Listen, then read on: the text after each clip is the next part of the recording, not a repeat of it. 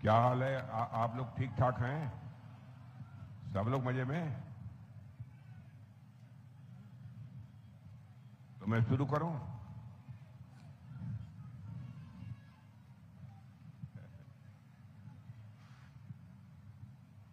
यहां भारतीय जनता, जिनका अभी अभी आप लोगों ने भाषण सुना है, बहुत ही दिग्गज नेता, बहुत ही पुराने नेता, जिनके साथ मेरा बहुत ही लंबे समय का एक रिश्ता है, ऐसे श्री रामनारायण जी मंडल और हमारे भारतीय जनता पार्टी हरियाणा प्रदेश के पूर्व अध्यक्ष और सांसद श्री सुभाष जी भराला, भारतीय जनता पार्टी के जिलाध्यक्ष श्री ब्रजेश जी मिश्र, श्री राजकुमार सिंह, श्री दिवाकर सिंह, श्री रामानंद चौधरी, श्री उगेंद्र मंडल, श्री राजेश कुमार सिंह, श्री हीरालाल जी मंडल, श्री निखिल बहादुर सिंह, श्री भोला पासवान, श्री विश्वनाथ सिंह जो मंच का संचालन कर रहे हैं, और श्री अनुज मिश्रा, और इस सभा में मौजूद मेरे सभी सम्मानित बहनों एवं भाइयों। कल भी बिहार में 4 विधानसभा क्षेत्र की सार्वजनिक सभाओं को संबोधित करने के बाद आज आप सबके सामने अपने विचार व्यक्त करने के लिए यहां पर एकत्रित हुआ हूं। आप लोगों ने बहुत ही गर्मजोशी के साथ स्वागत किया है, आपने तालियां बजाकर स्वागत किया है, नारे लगाकर स्वागत किया है। देखिए, मैं जानता हूं भारत की परंपरा है और शिष्टाचार का तकाजा भी है, स्वागत, अभिनंदन और सलाम दुआ कभी एक तरफा नहीं होना चाहिए। इसलिए मैं भी अपनी तरफ से शीश झुकाकर आप सभी बहनों भाइयों का हार्दिक अभिनंदन करता हूं, आप सभी का मैं स्वागत करता हूं। बहनों भाइयों, आप लोगों को इस बात की जानकारी है कि कल तक बिहार विधानसभा चुनाव के पहले चरण का चुनाव प्रचार संपन्न हो चुका है। 6 तारीख को मतदान होगा, लेकिन अभी से चुनाव प्रचार समाप्त होने के बाद ही जो रुझान सामने आ रही है, उससे यह बात पूरी तरह से साफ हो गई है कि 14 नवंबर को जो चुनाव परिणाम आएगा, उसमें एनडीए की 2/3 बहुमत से बिहार में सरकार बनने जा रही है। वैसे तो रुझान के बारे में, रुझान जो आए हैं उसमें कितनी सीटें हमको प्राप्त हो रही हैं एनडीए को, उसकी जानकारी मुझे है, लेकिन मैं उसका खुलासा नहीं करना चाहता, मुझे करना भी नहीं चाहिए। शायद मेरी आयु बहुत छोटी होती या जिले स्तर पर मैं काम करता रहता तो मैं जरूर आपको बतला देता, लेकिन इतना ही कहना चाहता हूं, 2/3 सीटों से बहुमत के साथ यहां पर एनडीए अपनी सरकार बनाने जा रही है। कारण क्या है?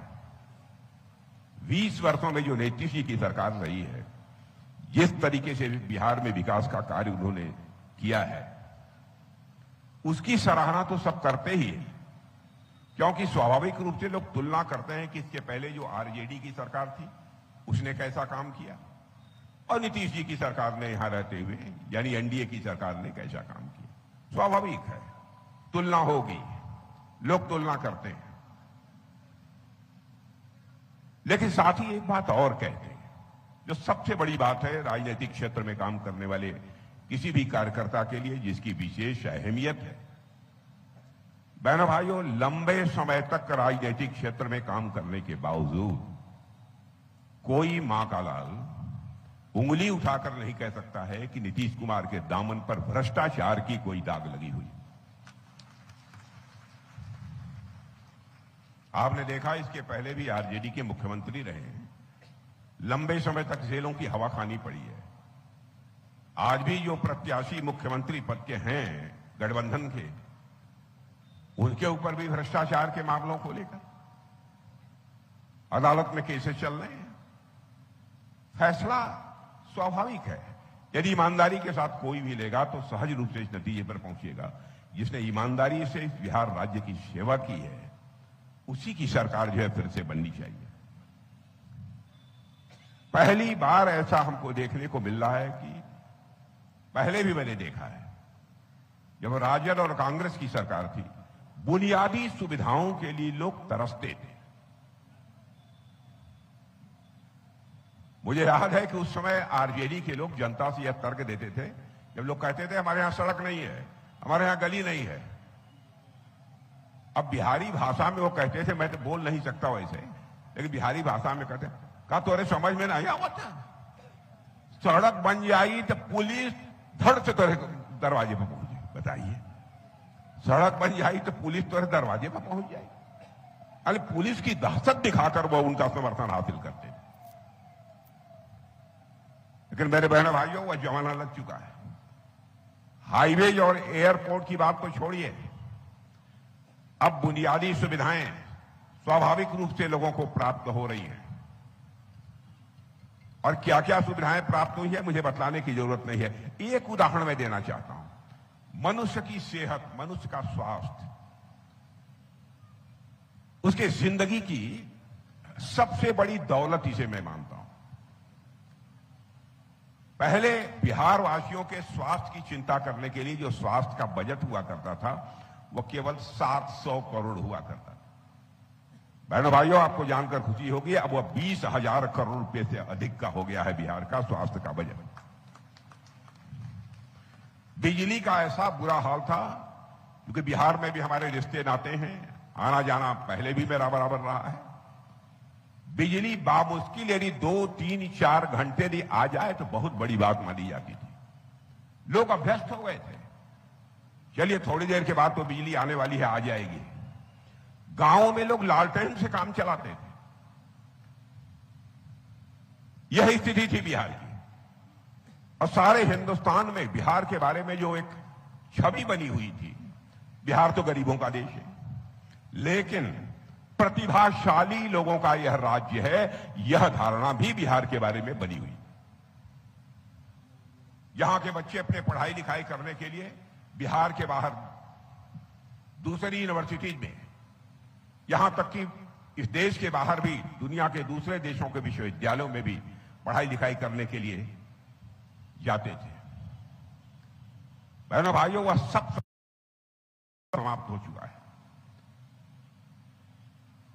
और आप स्वाभाविक रूप से हमारी इस बात से सहमत होंगे कि आज बिहार में हाईवे, बड़े पुल, ग्रामीण सड़कों का जाल बिछा हुआ है। पटना में जहां कभी मौत दौड़ती थी, आज वहां पर मेट्रो दौड़ रही है पटना में। ऐसे हालात यहां पर पैदा हो गए। आरजेडी के लोग न सड़क चाहते थे, न अन्य किसी प्रकार की सुविधा चाहते थे। लालू जी के समय में आरजेडी यह सोचती थी कि विकास से कुछ नहीं होने वाला है। विकास का क्या महत्व है? हम केवल लच्छेदार भाषण देकर और बिहार की जनता को गुमराह करके उनका हम समर्थन हासिल कर लेंगे। और अभी आरजेडी वाले कह रहे हैं कि भाई सड़क वड़क की बात क्या करते हो? अभी एक किसी का भाषण मैंने सुना था, उन्होंने कहा है, मैं भाषण ही बतला रहा हूं, सड़क मत बनाओ, एक्सीडेंट हो जाता है, बिजली मत लाओ, लोग बिजली के झटके से मर जाते हैं। माने ऐसे भाषण देने वाले अब भी आरजेडी में पड़े हुए। कल्पना कर सकते हैं, ऐसी भी राजनीतिक पार्टी होती है। और बहनों भाइयों, कांग्रेस का जहां तक सवाल है, जो आरजेडी के साथ गठबंधन करके यहां पर सरकार बनाना चाहते हैं, सरकार चला भी चुके हैं केंद्र में। क्या हालत है कांग्रेस की, यह बताने की आवश्यकता नहीं है। कांग्रेस भी कहा करती थी बॉर्डर पर सड़क, पक्की सड़क नहीं बननी चाहिए, पक्के बुनियादी ढांचे नहीं खड़े होने चाहिए। उस समय संसद में किसी ने यह प्रश्न पूछा था कि यह बतलाओ कि बॉर्डर के ऊपर सड़क क्यों नहीं बननी चाहिए, क्यों नहीं बुनियादी ढांचों का विकास होना चाहिए। उसमें कांग्रेस के लोग यह तर्क देते थे कि यदि बॉर्डर पर पक्की सड़कें बन गई, वहां पर बुनियादी ढांचों का यदि विकास हो गया, तो हमारे पड़ोसी देश के जो हमारे विरोधी हैं, वो हमारे देश की सीमा में घुस आएंगे और हमारे ऊपर कब्जा कर लेंगे।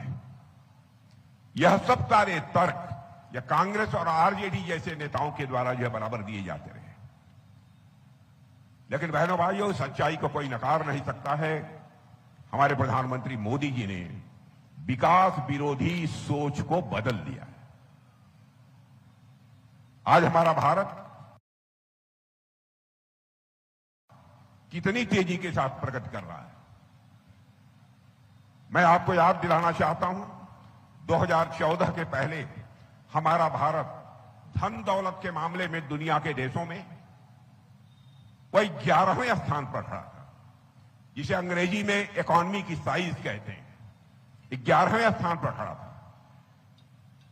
केवल 9-10 वर्षों के अंदर ही इतनी तेजी से भारत ने प्रगति की है मेरे बहनों भाइयों, कि आपको यह जानकर आपका सीना चौड़ा हो जाएगा कि जो हमारा भारत आज के 10 साल पहले दुनिया के देशों में धन दौलत के मामले में, अर्थव्यवस्था के आकार के मामले में 11वें स्थान पर खड़ा था, अब वह जंप लेकर दुनिया के देशों में 4थे स्थान पर आकर खड़ा हो गया हमारा यह भारत। और अभी हाल में ही आपने पढ़ा होगा, दुनिया की मानी जानी फाइनेंशियल फर्म्स, विदेशी संस्थाएं अब इस बात का दावा कर रही हैं कि भारत जितनी तेजी के साथ आगे बढ़ रहा है, इसमें कहीं दो मत नहीं है। 1.5 साल के अंदर ही भारत दुनिया के देशों में धन दौलत के मामले में तीसरे स्थान पर आकर खड़ा हो जाएगा। काम करने का यह तरीका होता है। और जहां तक हमारे पड़ोसी देशों का सवाल है, आपको बताने की जरूरत नहीं है। पहले जब होता था तब भारत की सीमा में घुस आते थे। अब है किसी माई के लाल ने दूध पिया है जो है इतनी जल्दी भारत की सीमा में घुसने की हिम्मत करे। और इस बार तो आप लोगों ने देख लिया, कुछ आतंकवादी चोरी छिपे आ गए थे, खुलकर नहीं आए थे, छुप कर आए थे। और हमारे कुछ नौजवान, कुछ लोग अपने परिवार के सदस्यों के साथ कश्मीर में घूमने गए थे, पहलगाम में। और बहनों भाइयों, इन्होंने धर्म पूछ कर मार डाला, धर्म पूछ कर मारा है। और उसके बाद क्या हुआ यह बताने की कोई जरूरत नहीं है। हम लोगों ने जितने भी ऐसे प्रमुख आतंकवादी ठिकाने थे, बड़े बड़े आतंकवादी संगठनों के, बहनों भाइयों, ऑपरेशन सिंदूर में आतंकवादी सारे ठिकानों को सफाया कर दिया। कितने लोग मारे गए उस संख्या को मैं यहां बहुत विस्तार में जाकर नहीं चर्चा करना चाहता, और मुझे करना भी नहीं चाहिए। लेकिन मैं समझता हूं कि जल्दी वह हिम्मत नहीं करेंगे। अब करेंगे तो बहनों भाइयों, हमारा ऑपरेशन सिंदूर समाप्त नहीं हुआ है, अभी स्थगित किया है। हम फिर से ऑपरेशन करेंगे और आक्रमण करेंगे उसके ऊपर, और उसे हम धराशायी करेंगे। क्या क्या बातें लोग बोलते थे।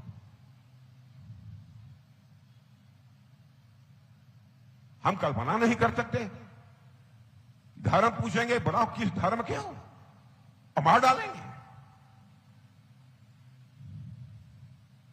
लेकिन बहनों भाइयों, हम लोगों ने मारा आतंकवादियों को धर्म पूछकर नहीं मारा है, उनका कर्म देखकर मारा है मेरे बहनों भाइयों, कर्म देखकर मारा है।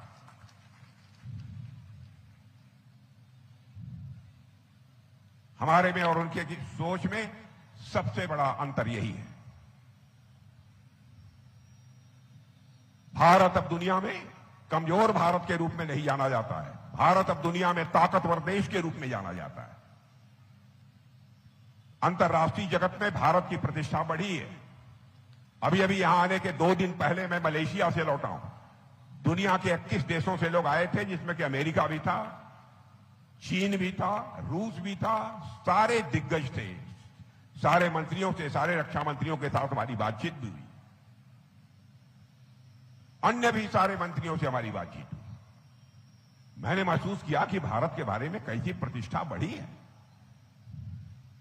पहले दुनिया के मंचों पर, अंतर्राष्ट्रीय मंचों पर भारत कुछ बोलता था तो भारत की बातों को जितनी गंभीरता पूर्वक लिया जाना चाहिए नहीं लिया जाता था।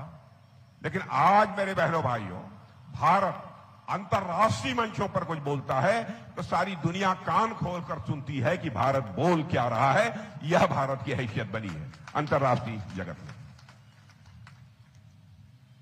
और यह भी हमारे पड़ोसियों को बात समझ आ गई है। भारत के लोग बहुत ही सहनशील हैं। भारत किसी को छेड़ता नहीं है, लेकिन जो भारत को छेड़ता है अब भारत उसे छोड़ता नहीं है। यह भी धारणा बन गई है। और मैं कह सकता हूं, हमारे सेना के जवानों ने, बहनों भाइयों, अपने पराक्रम से हर भारतवासी का सीना चौड़ा कर दिया है। और आज यह है कांग्रेस के नेता सेना को भी जाति पात के आधार पर बांटने की कोशिश कर रहे हैं। राहुल जी का आपने बयान पढ़ा होगा। ठीक है, अगड़ा करिए, पिछड़ा करिए, आरक्षण होना चाहिए। आरक्षण के पक्षधर हम भी हैं, हमारी पार्टी भी है, आरक्षण दिया भी है। जितने गरीब हैं सबको आरक्षण दिया, दूसरे वर्गों में भी जो गरीब हैं उनको भी आरक्षण दिया। लेकिन सेना के बारे में जाति पात के आधार पर, बहनों भाइयों, मैं समझता हूं कि चर्चा तक नहीं होनी चाहिए। हमारे सेना के जवानों का एक ही धर्म होता है, वह धर्म है सैन्य धर्म है। इसके अतिरिक्त और कोई दूसरा धर्म नहीं होता। और जिस तरीके की यह बात बोल रहे हैं मेरे बहनों भाइयों, मैं ये कहना चाहता हूं, यह देश के हित में किसी भी सूरत में नहीं है। और मैं कांग्रेस के दोस्तों से कहना चाहता हूं, कम से कम हमारी सेना को राजनीति में मत घसीटिए। जब जब इस देश पर संकट आया है तो हमारे सेना के जवानों ने अपने शौर्य और पराक्रम का परिचय देकर भारत का मस्तक ऊंचा किया है। जाति, पंथ और मजहब की यह राजनीति ने देश का बहुत नुकसान किया है, बहुत नुकसान किया। और हम लोगों की सोच तो यह है कि समाज के सभी वर्गों का उत्थान होना चाहिए। यदि हमारे प्रधानमंत्री की यह सोच न रही होती, हमने 2 राष्ट्रपति बनाए, एक दलित समुदाय से एक राष्ट्रपति हम लोगों ने बनाया और दूसरा यदि बनाया तो भारत के इतिहास में पहली बार बना है तो आदिवासी समुदाय से हम लोगों ने राष्ट्रपति बनाने का काम किया। हम समाज के सभी वर्गों को साथ लेकर चलना चाहते हैं। जाति, पंथ और मजहब के आधार पर हम कोई भेदभाव नहीं करना चाहते। हमारे देश के ऋषियों और मनीषियों ने कभी इसके बारे में सोचा भी नहीं है। इंसान की बात सोचिए, जानवर की भी हम लोग चिंता करते हैं मेरे बहनों भाइयों। नाग पंचमी का दिन होता है। नाग पंचमी के दिन जिस काले नाग के काट लेने के बाद मरने की पक्की गारंटी होती है, उस काले सर्प को भी शुद्ध गाय का दूध पिलाकर दीर्घजीवी होने की कामना दुनिया में किसी देश में की जाती है तो केवल और केवल हमारे और आपके देश भारत में की जाती है मेरे बहनों। यहां माताएं बहनें बैठी हैं, रसोई में जब थाली में आटा गूंथती हैं और बगल से यदि कोई चींटी गुजरती है तो उस चींटी को अपने पैर से दबाकर मारती नहीं है, बल्कि थाली से आटा निकालकर उस चींटी के लिए, उसके खाने के लिए डाल देती हैं और उसके भी दीर्घजीवी होने की कामना करती हैं। यह है हमारा भारत। और वहां पर इस प्रकार की उल जुलूल बातें इन लोगों के द्वारा की जाती हैं। इसलिए मैं कहना चाहता हूं बहनों भाइयों, भारत अब तेजी के साथ आगे बढ़ रहा है। बिहार विकसित बिहार बनेगा तभी भारत विकसित भारत बनेगा। इसलिए आप सबका समर्थन चाहिए। और हम अभी जो घोषणा पत्र हम लोगों का जारी हुआ है, उस घोषणा पत्र में यह बात पूरी तरह से हम लोगों ने साफ कर दी है कि हम क्या क्या करेंगे अपनी सरकार यहां आने के बाद। सब मिला जुला कर देखा जाए तो मैं कह सकता हूं कि यही है कि हम बिहार को ऊंचाइयों तक ले जाएंगे। और जो हम लोगों ने कहा है अपने घोषणा पत्र में, वो वादा नहीं है मेरे बहनों भाइयों, वो हमारी अटल प्रतिज्ञा है। जो कुछ भी हम लोगों ने कहा है उसमें अक्षरशः एक एक वादे का पालन करेंगे। मैं तो कहता हूं कि 2014 से उठाकर आज तक आप हमारे चुनावी घोषणा पत्रों को उठाकर देख लीजिए, जो हमने कहा है वह किया है। हमारी कथनी और करनी में कभी भी कोई अंतर नहीं रहा है। और मैं जानता हूं आजाद भारत में नेताओं के कहने और करने में अंतर होने के कारण ही भारत की राजनीति और भारत के नेताओं पर से जनता का विश्वास धीरे धीरे कम होता चला गया। भारत की राजनीति में पैदा हुए इस विश्वास के संकट को पहली बार चुनौती के रूप में यदि किसी ने स्वीकार किया है तो बहनों भाइयों एनडीए ने स्वीकार किया है, हम लोगों ने स्वीकार किया। अब नेता कम से कम एनडीए का नेता जब बोल देगा तो लोग स्वाभाविक रूप से उसके ऊपर भरोसा करेंगे, विश्वास करेंगे। घोषणा पत्रों में क्या क्या बातें हम लोगों ने कही हैं, इसकी जानकारी तो आप लोगों ने दे दी होगी। सबको जानकारी हो गई है कि नहीं दिया है? सबको, आप सभी को जानकारी हो गई होगी। इसलिए उस विस्तार में मैं बहुत नहीं आना चाहता कि क्या क्या घोषणाएं की गई हैं, क्या क्या होगा। बस इतना ही आपको मैं बताना चाहता हूं, जिस बिहार को आप ऊंचाइयों पर देखना चाहते हैं वह बिहार को ऊंचाइयों पर ले जाने का काम हमारी सरकार करेगी।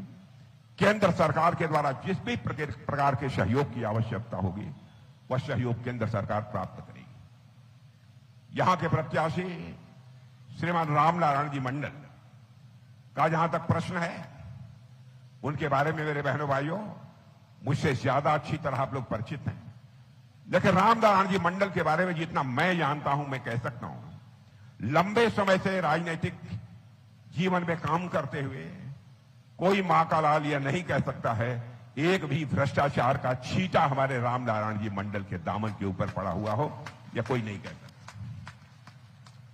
मैं समझता हूं किसी भी राजनीतिक क्षेत्र में काम करने वाले कार्यकर्ता के लिए इससे बढ़कर और कोई दूसरी उपलब्धि नहीं हो सकती, क्योंकि कोई यह दावा नहीं कर सकता कि सब कुछ हम ही कर देंगे और अकेले कर देंगे, चाहे कोई भी। आश्वासन भले ही दे लेकिन वह संभव नहीं है। लेकिन ईमानदारी से विकास कार्य करते हुए भी अपने दामन पर कभी भी हमारे रामनारायण जी मंडल ने दाग नहीं लगने दिया। इनकी सबसे बड़ी विशेषता यही है। इसलिए आज मैं आप सब लोगों के बीच यही अनुरोध करने के लिए आया हूं कि बहनों भाइयों, अब तक जितने मतों से इनको विजय दिलाते रहे हैं, इस बार रिकॉर्ड तोड़ दीजिए, सारे रिकॉर्ड तोड़ दीजिए। और मैं तो कहूंगा कि इतने भले नेता के लिए बिहार में एक रिकॉर्ड बना दीजिए जीतने का, हमारे रामनारायण जी मंडल का बिहार में रिकॉर्ड बना दीजिए। यही अपील करते हुए और आप सबको धन्यवाद देते हुए मैं अपना निवेदन समाप्त करता हूं। आप सबको बहुत बहुत धन्यवाद।